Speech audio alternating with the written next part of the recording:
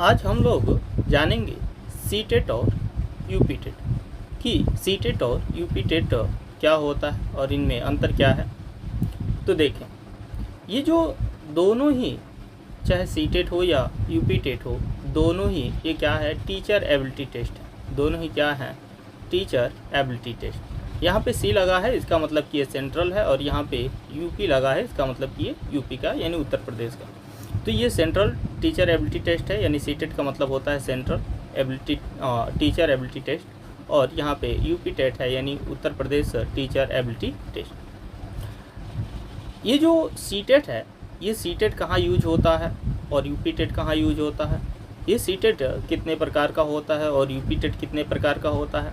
तो यहाँ देखें, जो सीटेट है ये दो प्रकार के होते हैं, अर्थात कह सकते हैं कि दो लेवल पर होता है। वैसे ही यूपी टेट भी ये दो लेवल पे लागू होता है। जो फर्स्ट लेवल है इसको बोलते हैं 1 to 5। क्या बोलते हैं, 1 to 5 लेवल। और दूसरा लेवल है 6 to 8। ऐसे ही यूपी टेट भी ये 1 to 5 के लिए, और जो एक 1 to 5 के लिए और दूसरा 6 to 8 के लिए ये होता है। जो 1 to 5 है इसके लिए एलिजिबल कौन होता है, तो इसके लिए जिसके पास BTC होगा वो क्या होगा, इसके लिए एलिजिबल होगा। और 6 to 8 के लिए कौन एलिजिबल होगा, तो जिसके पास BTC हो, जिसके पास क्या हो, BTC यानी DLED हो, और या फिर BEd हो या BLED हो। ठीक है, ऐसे ही 1 to 5 के लिए यहाँ पे BTC होना चाहिए या DLED जिसको कहते हैं, तो या तो BTC या इसी को DLED कहा गया है तो DLED हो। और दूसरा, या तो 6 to 8 के लिए करना है तो उसके पास BTC हो, या फिर वो क्या हो, BEd हो। ये दो ही कंडीशन है कि जब आप इस सीटेट या यूपी टेट के लिए जब आप एलिजिबल होंगे। यहाँ पे जो लेवल 1 है 1 to 5, यहाँ पे जो सीटेट अगर पास करते हैं तो आप 1 to 5 के टीचर बनने के योग्य होंगे।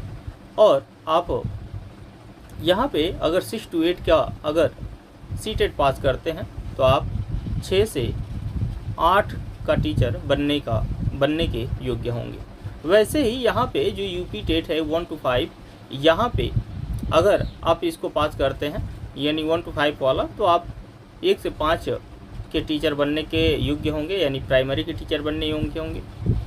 वैसे ही यहाँ पे 6 to 8 के अगर यूपी टेट को पास करते हैं तो आप जूनियर के या कह सकते हैं कि 6 से 8 के टीचर बनने के योग्य होंगे।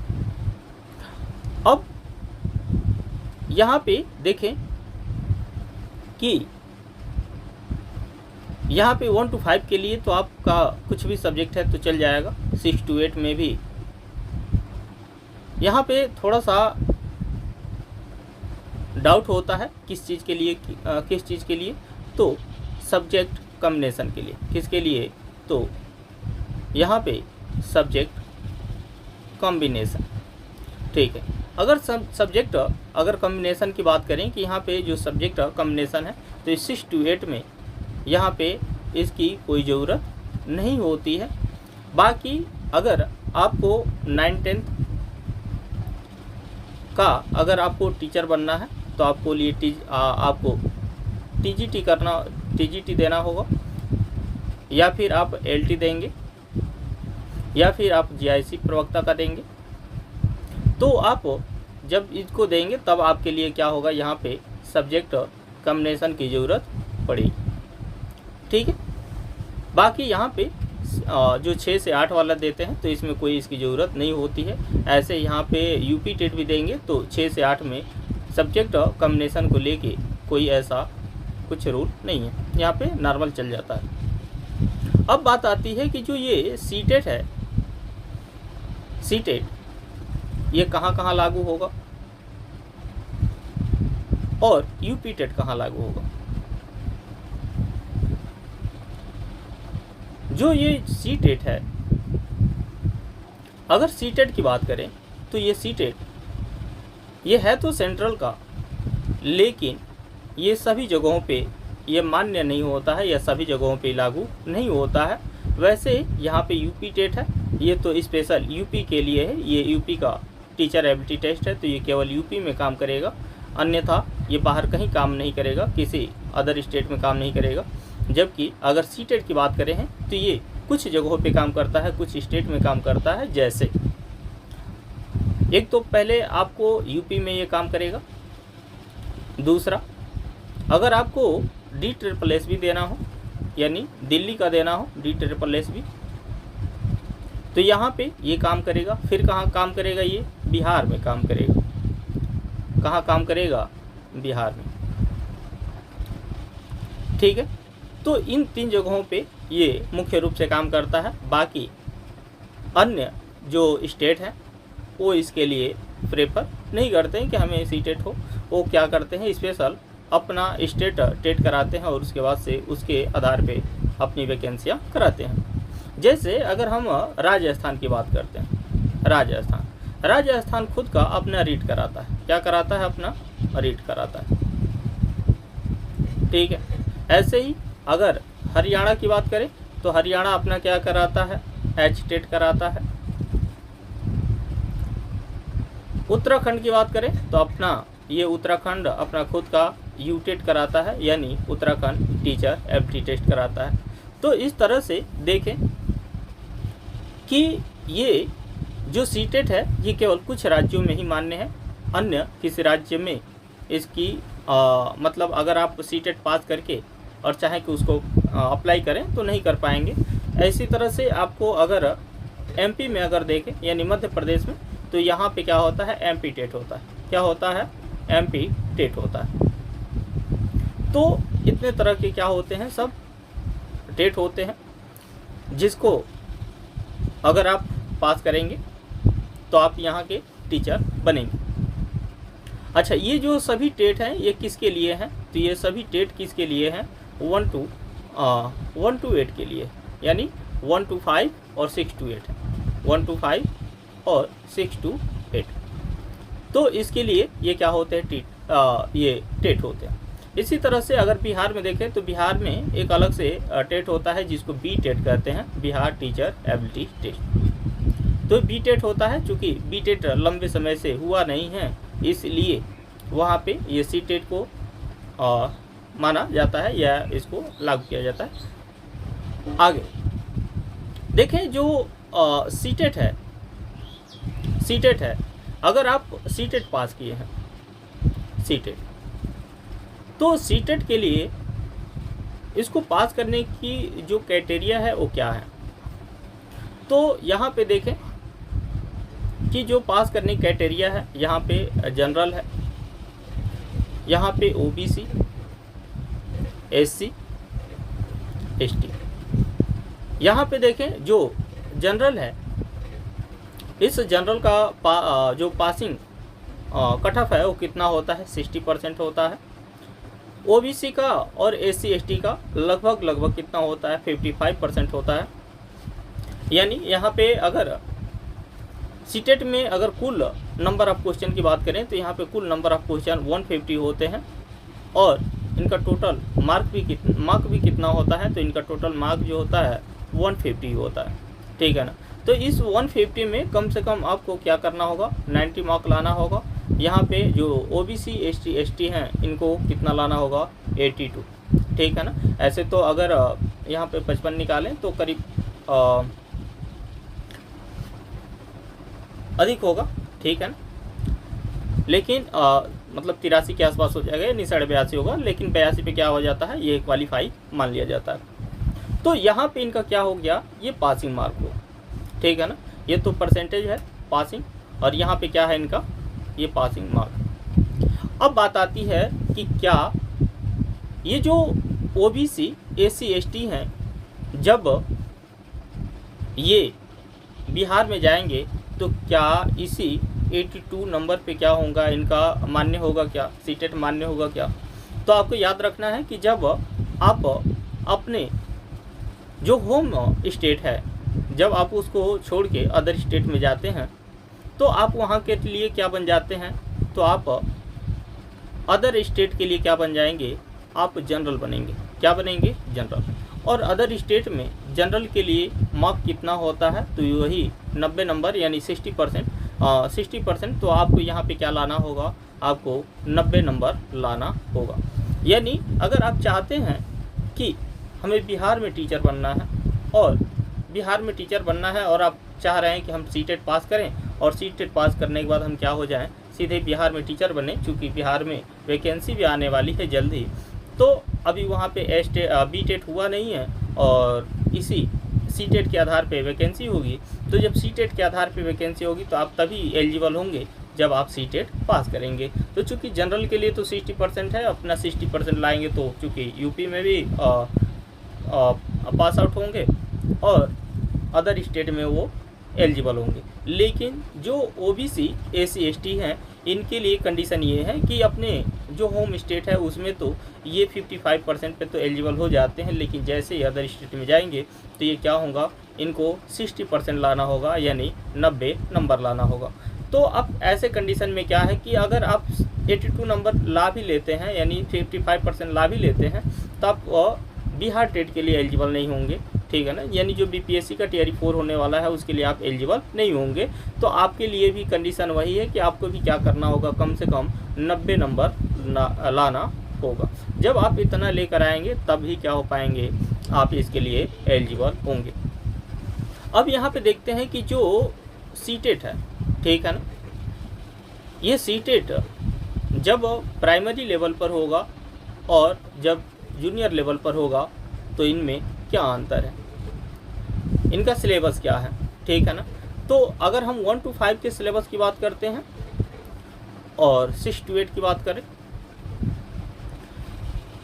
देखिए 1 to 5 में सबसे पहले इनको आप 5 कैटेगरी में डिवाइड कर लेते हैं, 1 2 3 4 और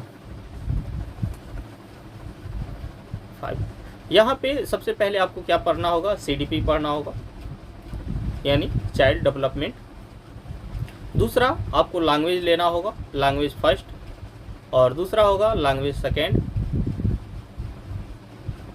तीसरा होगा आपको यहाँ पे पढ़ना होगा ईवीएस, और यहाँ पे जो छठा है वो है, जो पांचवा है वो है मैथ, ठीक है ना।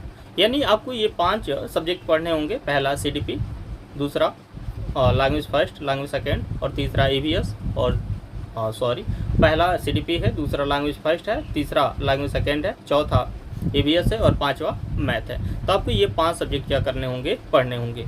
अब बात आती है कि फर्स्ट लैंग्वेज कौन सा होगा, तो फर्स्ट लैंग्वेज आप जहाँ पे होंगे वहाँ का जो लोकल लैंग्वेज होगा, जैसे आप अगर यूपी में है तो आपका लोकल लैंग्वेज, या फिर यहाँ का इधर जो हम लोग के लिए बेटर क्या होता है, हिंदी होता है, तो हिंदी हो जाएगा, ठीक है। और सेकेंड लैंग्वेज में आप अगर हिंदी इंग्लिश लेना चाहे तो इंग्लिश ले सकते हैं, संस्कृत ले सकते हैं, उर्दू ले सकते हैं, ठीक है ना। इस तरह से आपको सेकेंड लैंग्वेज में आपको कोई एक लैंग्वेज चुनना होगा। ईवीएस यानी ये यहाँ पे एनवायरमेंटल स्टडीज़ है, यानी पर्यावरण है, और यहाँ पे जो मैथ, यहाँ पे मैथमेटिकल होगा, यानी नॉर्मल ये क्वेश्चन होते हैं, बिल्कुल कह सकते हैं कि ये ठीक ठाक होते हैं, ठीक है ना, ज़्यादा हाइट नहीं होते हैं। वहीं पे अगर आपको 6 to 8 का अगर आपको टीचर एबिलिटी टेस्ट पास करना है, यानी सीटेट पास करना है, तो आपको क्या पढ़ना होगा, तो आपको यहाँ पे 4 सब्जेक्ट पढ़ने होंगे। कितने, 4। तो 1 2 3 4। यहाँ पे जो फर्स्ट के 3 हैं ये आपको सेम रखने हैं, यानी यहाँ पे सीडीपी क्या होगा, सेम होगा। यहाँ पे जो लैंग्वेज फर्स्ट है ये भी आपको सेम रख सकते हैं, यहाँ पे लैंग्वेज सेकेंड भी आप सेम रख सकते हैं। लेकिन यहाँ पे जो चौथा सब्जेक्ट के रूप में आप पढ़ेंगे वो होगा, या तो आप साइंस बैकग्राउंड से होंगे तो साइंस लेंगे, या फिर गृह विज्ञान होगा तो गृह विज्ञान लेंगे, क्योंकि उसमें भी एसएसटी पढ़ना होता है। बाकी यहाँ पे क्या होगा, एसएसटी आप लेंगे, क्या लेंगे, एसएसटी। अब देखते हैं कि इनका जो नंबर ऑफ क्वेश्चन है और मार्क कितने का होता है, यानी नंबर वेटेज कितने का है। तो यहाँ पे ये 30 क्वेश्चन होंगे और 30 नंबर का भी होगा, ठीक है ना। यानी जितना नंबर ऑफ क्वेश्चन है उतना ही इनका क्या है, मार्क, ठीक है ना। तो यहाँ पे अगर 30 क्वेश्चन है तो 30 नंबर का होगा। ये लैंग्वेज फर्स्ट भी 30 नंबर का होगा, यानी 30 क्वेश्चन आएंगे। और यहाँ पे लैंग्वेज सेकंड में भी 30 क्वेश्चन और 30 नंबर के होंगे। और एसएसटी जो होगा 60 नंबर का होगा। और ये टोटल कितने हो जाएंगे, तो ये 90 और 60 150, यानी टोटल 150 क्वेश्चन होंगे। और टोटल कितना मार्क होगा, 150 का होगा। वैसे ही अगर यहाँ पे सीडीपी की बात करें कि जो 1 to 5 है, इसमें जो सीडीपी है ये 30 का ही होगा, यानी लगभग सीडीपी दोनों में सेम रहेगा। फिर यहाँ पे लैंग्वेज जो फर्स्ट है इसमें भी जो हिंदी है ये सेम रहेगा, ये भी 30 नंबर का आएगा। लैंग्वेज सेकेंड भी 30 नंबर का होगा और ईवीएस 30 नंबर का होगा। और मैथ भी कितने का होगा, 30 का होगा। तो आप टोटल जोड़ लें 30 30 60, 60 30 90, 120 और 30 150, यानी आपको यहाँ भी टोटल 150 क्वेश्चन और 150 नंबर देखने को मिलेंगे। इस तरह से ये क्या होता है, इतने भागों में डिवाइड होता है। अब बात आती है कि जो सीडीपी है वो उसमें सीडीपी के साथ साथ आपको क्या पढ़ना होगा, पेडागोजी। यानी सीटेट में जो सबसे महत्वपूर्ण है वो क्या है, पेडागोजी। यानी इनके साथ ही साथ आपको क्या करना है, पेडागोजी पढ़ना है। क्या पढ़ना है, पेडागोजी। इनको कहते हैं शिक्षण विधि। क्या कहते हैं, शिक्षण विधि। यानी आपको इस सब्जेक्ट के साथ साथ आपको क्या पढ़ना है, इनके शिक्षण विधियों को पढ़ना है, ठीक है ना। अब बात आती है कि जो एसएसटी है, यानी 6 to 8 का सीटेट में जो 6 to 8 है, इसमें जो एसएसटी पढ़ना है, इसमें क्या पढ़ना है। तो इसमें आपको देखें, ये चूँकि एसएसटी में अगर देखा जाए तो एसएसटी में 4 सब्जेक्ट होते हैं। यानी एसएसटी के कितने पार्ट हो जाते हैं, ये 4 पार्ट होते हैं। कौन कौन सा होता है, तो एक होता है हिस्ट्री हो जाता है, दूसरा होता है ज्योग्राफी होता है, तीसरा होता है पॉलिटी होता है और चौथा होता है इकोनॉमी होता है, ठीक है ना। लेकिन आपको यहाँ याद रखना है कि यहाँ पे आपको इकोनॉमी नहीं पढ़ना है, इकोनॉमी यहाँ पे नहीं पढ़ना है। इस इकोनॉमी की जगह पे आपको पढ़ना है क्या, पेडागोजी। क्या पढ़ना है, पेडागोजी। अच्छा, ऐसा नहीं कि ये पेडागोजी केवल एसएसटी में पढ़ना है, नहीं। आपको ये जो पेडागोजी है, आप जब हिंदी का लैंग्वेज पढ़ेंगे फर्स्ट वाला, तो उसमें भी आपको ये लैंग्वेज फर्स्ट में भी आपको पेडागोजी देखने को मिलेगा, लैंग्वेज सेकेंड में भी आपको पेडागोजी देखने को मिलेगा। मैथ पढ़ेंगे तो मैथ में भी आपको पेडागोजी देखने को मिलेगा। आप ईवीएस पढ़ेंगे तो ईवीएस में भी आपको पेडागोजी देखने को मिलेगा। और सीडीपी देखेंगे तो सीडीपी में भी क्या है, ये पेडागोजी देखने को मिलेगा। यानी सभी में लगभग ये 50% जो पार्ट है वो पेडागोजी का ही होता है, ठीक है ना। यानी 30 क्वेश्चन है, अगर मान लीजिए कि लैंग्वेज फर्स्ट में अगर 30 क्वेश्चन है तो उसमें कम से कम 15 क्वेश्चन आपको पेडागोजी देखने को मिलेगा। वैसे ही सेकेंड में भी कम से कम आपको 30 जो पेडागोजी है सेम देखने को मिलेंगे। मैथ में भी आपको लगभग 10 से 15 क्वेश्चन जो सीडीपी के हैं मिल जाएंगे, ईवीएस में भी लगभग इतने मिलेंगे। यानी लगभग ये 50% ये कवर करते हैं पेडागोजी, ठीक है ना। अब यहाँ पे देखें कि जो एसएसटी है इसमें हमें क्या पढ़ना है, ये 4 सब्जेक्ट पढ़ने होते हैं। क्योंकि यहाँ पे इकोनॉमी ख़त्म हो जाएगा तो यहाँ पे पेडागोजी आएगा और बाकी हिस्ट्री ज्योग्राफी और पॉलिटी हमें क्या करना है, पढ़ना है। अब जो हिस्ट्री है, आप जान रहे हैं कि हिस्ट्री को फिर से 3 भाग में डिवाइड करके पढ़ा जाता है। ज्योग्राफी को भी देखेंगे तो इसको 2 भागों में, या कह सकते हैं इनको मुख्य रूप से 3 भाग में बांट के पढ़ा जाएगा। एक को कहा जाएगा एस्ट्रोनॉमी, ठीक है ना, और दूसरे को कहा जाएगा वर्ल्ड ज्योग्राफी, और तीसरे को कहा जाएगा इंडियन ज्योग्राफी। तो इस तरह से ये 3 भागों में इनको डिवाइड करके पढ़ा जाएगा। फिर यहाँ पे जो पॉलिटी है, यहाँ पे मुख्य रूप से कॉन्स्टिट्यूशन का ही क्वेश्चन होते हैं, बाकी अलग कुछ इसमें नहीं आता। पेडागोजी की बात करें तो ये शिक्षण विधि है, ठीक है ना, और शिक्षण विधि जो है सभी के लिए लगभग अगर एक बार अगर पेडागोजी को अगर आप समझ गए हैं बढ़िया से, तो इन चारों सब्जेक्ट के जो पेडागोजी हैं उनको अच्छे से आप कवर कर सकते हैं, आप उसी से उनको क्लियर कर सकते हैं, ठीक है ना। तो ये रहा ये सी टेट का। अगर हम यूपी टेट की बात करें कि यूपी टेट में क्या है, ठीक है, यूपी टेट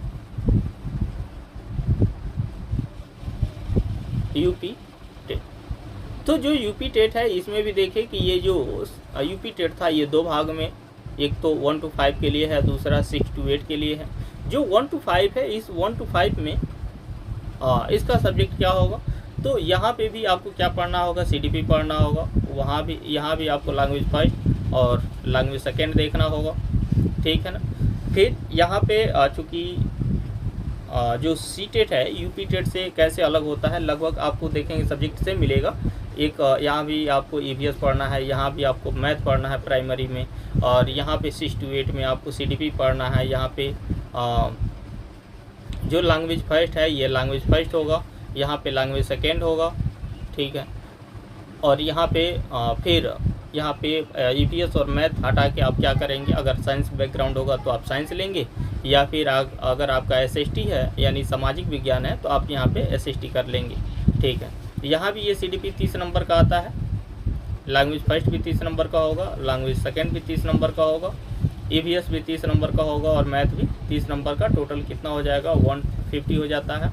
और यहाँ पे ये भी यहाँ पे सेम होते हैं, यहाँ पे CDP 30 का होगा, लैंग्वेज फर्स्ट 30 का होगा, लैंग्वेज सेकेंड 30 का होगा और SST 60 का होगा। और ये टोटल इनका वेटेज कितना हो जाता है, 150 का, यानी 150 क्वेश्चन होंगे और 150 नंबर के होंगे, ठीक है। अब देखते हैं कि जो सी टेट है यूपी टेट से कैसे अलग हो जाता है, ठीक है ना। यहाँ पे आपको लगभग सेम चीज़ें पढ़नी है, लेकिन इनमें दोनों में बेसिक डिफरेंस क्या हो जाता है, क्यों कुछ लोग सी टेट को हार्ड मानते हैं, कुछ लोग यूपी टेट को हार्ड मानते हैं, ठीक है। तो देखें एक तरफ अगर सी टेट की बात करें और दूसरा यूपी टेट है। जो सी टेट है ना, यहाँ पे आपको सब्जेक्ट के साथ साथ ये 50% क्या कर लेता है, यहाँ पे पैडागॉजी देता है। क्या देता है, पैडागॉजी।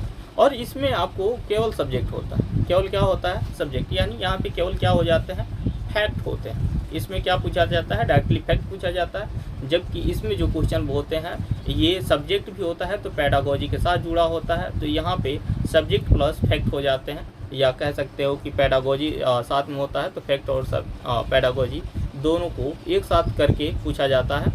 तो यहाँ पे जिनका पैडागॉजी बढ़िया होता है और अपना सिलेबस थोड़ा सा बढ़िया से पढ़ लिए तो आराम से वो क्या कर लेते हैं, 60% अटेंड कर लेते हैं। वैसे ही यहाँ पे यूपी टेट की बात करें तो यहाँ पे चूँकि ये फैक्ट बेस है, आपको टोटल फैक्ट पे पढ़ना होता है, तो ये भी थोड़ा सा अगर आप फैक्ट पे अगर बढ़िया ध्यान दे दें तो आप इसको भी बढ़िया से क्लियर कर लेते हैं, यानी 60% तो नॉर्मल ला ही लेते हैं, ठीक है।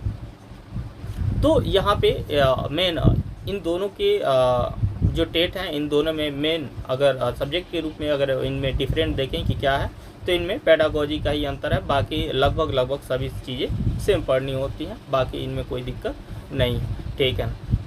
वहीं पे जो संस्कृत था, संस्कृत जो जब संस्कृत पढ़ते हैं तो वहाँ पे पैडागॉजी महत्वपूर्ण भूमिका निभाता है। वैसे ही जब हम यूपी टेट के लिए पढ़ते हैं तो वहाँ पे जो संस्कृत है वो एक अलग रोल में आ जाता है और वहाँ पे थोड़ी सी कठिनाई उत्पन्न करने लगती है, ठीक है ना। तो ये रहा बेसिक सी टेट और यूपी टेट में अंतर। और हमने देखा कि सी टेट और यूपी टेट कहाँ लागू होते हैं और कैसे लागू होते हैं, ठीक है। और इस तरह से ये जो सी टेट है यूपी टेट है एक दूसरे से अलग हैं, ठीक है। तो तब तक के लिए जय हिंद, फिर मिलते हैं अगले क्लास में। और इसके साथ ही साथ एक चीज़ और आपको बता दें कि हम लोग सी टेट और यूपी टेट, और एक चीज़ और आपको याद रखना है, यहीं पे एक और टेट आया है जिसको बोलते हैं जे टेट, ठीक है ना, जे टेट या JH टेट कहते हैं, ठीक है ना, JH टेट। ये JH टेट क्या है, तो ये झारखंड टीचर एबिलिटी टेस्ट है। ये भी किसके लिए है, 1 to 5 और 6 to 8 के लिए है। तो इसमें भी लगभग सेम चीज़ें पढ़ी जाएंगी। तो हम लोग अब क्या करेंगे, 6 to 8 के लिए क्या पढ़ेंगे, SST पढ़ेंगे। इसके साथ साथ देखेंगे तो हम लोग CDP भी पढ़ेंगे, और CDP के साथ साथ अगर टाइम मिला तो हम लोग जो लैंग्वेज है इस लैंग्वेज को भी क्या करेंगे, पढ़ेंगे। तो इन सब चीज़ों को क्या किया जाएगा, कवर किया जाएगा। तो चलिए ठीक है, तब तक के लिए जय हिंद, बाय।